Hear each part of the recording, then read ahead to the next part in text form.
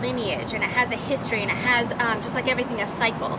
And so it began so long ago, nobody's entirely certain, you know, where, but so the main mother, I think, nowadays is Egypt.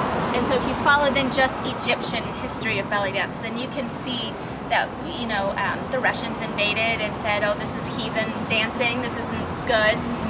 And then the Egyptians were like, no, this is incredibly sophisticated, we'll show you. And so they showed them by kind of combining a little bit of the ballet aesthetic with the belly dance aesthetic, which then is what you see in the cabaret style. It's not the barefoot, bare-breasted dancing in the sand with the child, you know, it now has sequence, and you're covered, and you have high heels, and you have a very beautiful posture, and you hold that posture, and there's a sophistication to it that is up in this mind of like diamonds and pearls. You know, you're not in the dirt with the antique silver that's been your great-grandmother's, which is what I love.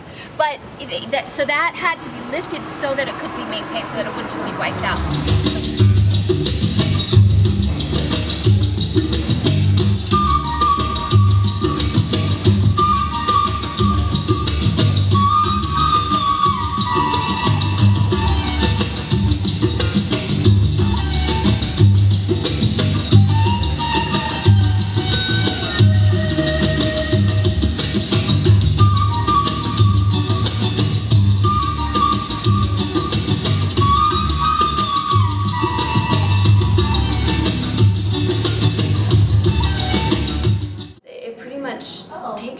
Whole other place where you meet these women who are so not the normal modern American concept of what beauty is. They're so loving, and they're so accepting of every body type and every color, size, shape, height, and being around these people are infectious. You start to understand the true beauty in all women, in all bodies.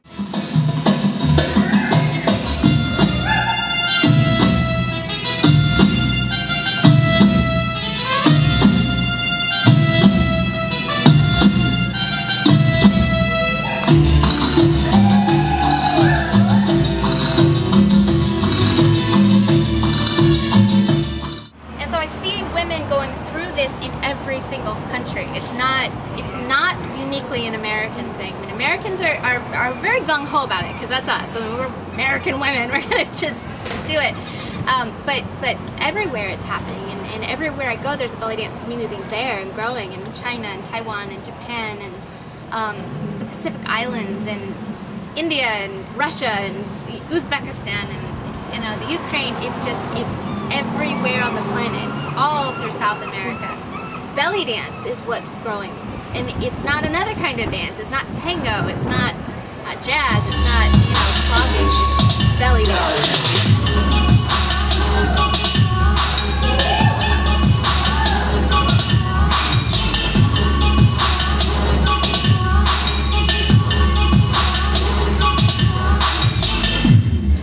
How does it feel to dance in a group of women in basically this mini matriarchal society? It's amazing. It's totally amazing. It feels like home.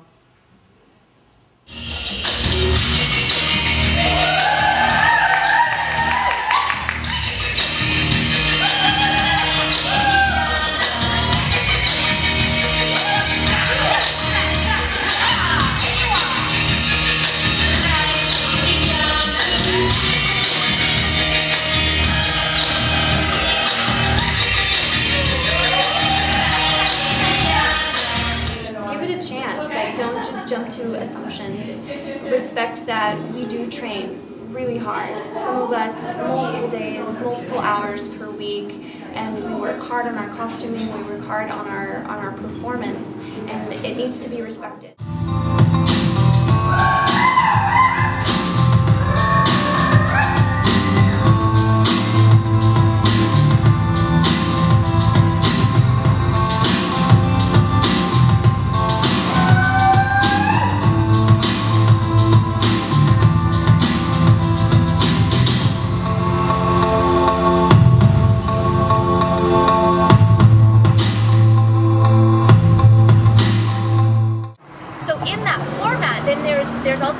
prima ballerina mentality that was you know, a lineage of ballet, which comes from a different kind of mentality, because the Middle East, women are together, you know, they dance for each other, they dance with each other, and they love it. So this conversation between an Eastern culture and a Western culture is what made the cabaret format.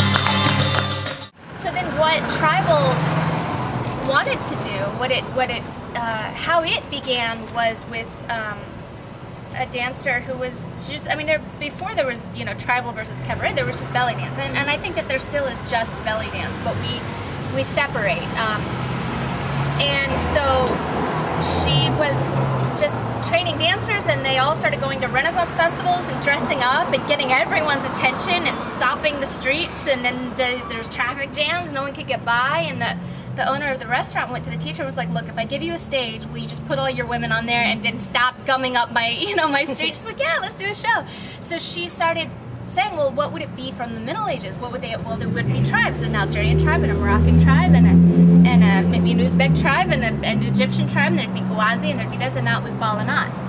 So that was formed just to give it a format to fit into a Renaissance festival, and then that was the precursor to what became tribal style. So one of her students was Masha Archer, and then Masha Archer's student is Carolina Norico, who started the Fat Chance belly dance format, and she was very conscious of what she was doing too. I mean, this was a modern primitive movement of, you're not going to define me.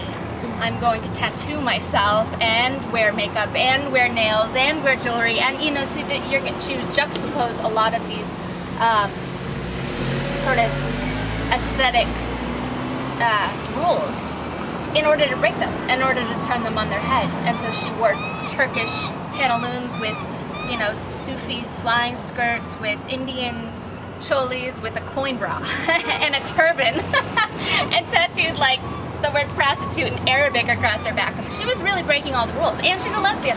So it's like, you know, she wasn't gonna let anybody tell her what she couldn't do, and then the women found strength within that.